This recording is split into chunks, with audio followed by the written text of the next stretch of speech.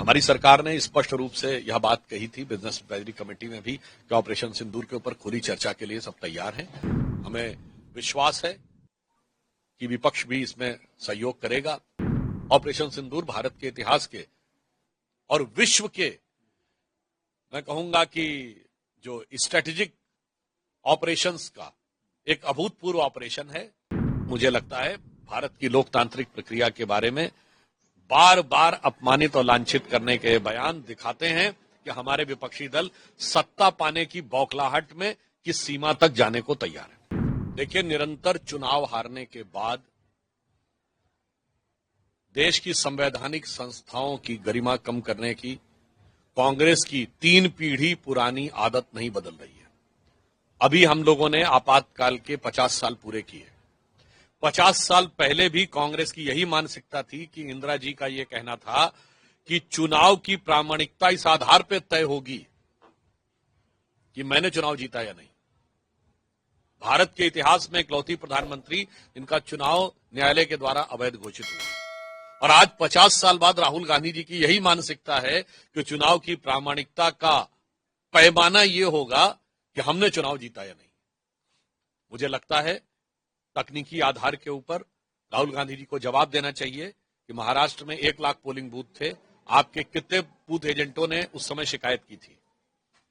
जिस प्रकार का काम बिहार में हो रहा है, पारदर्शिता के साथ चुनावी लिस्ट में संशोधन का कार्य हो रहा है, मगर वो आपत्तिजनक बयान देते हैं कि इलेक्शन चोरी किया जा रहा है।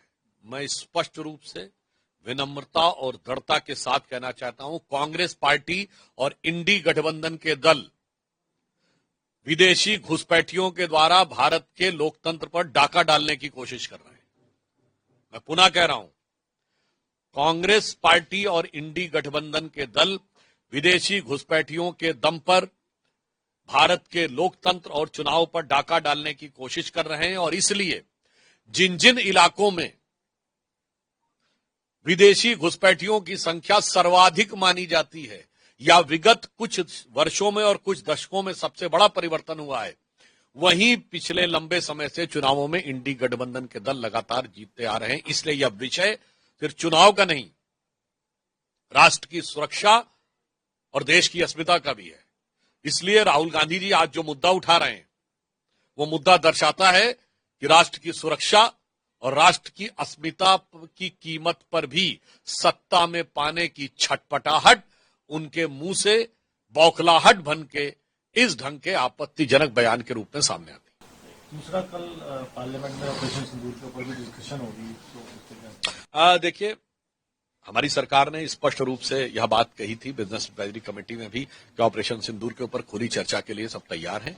और कल से हमें विश्वास है कि विपक्ष भी इसमें सहयोग करेगा और ऑपरेशन सिंदूर पर चर्चा होगी।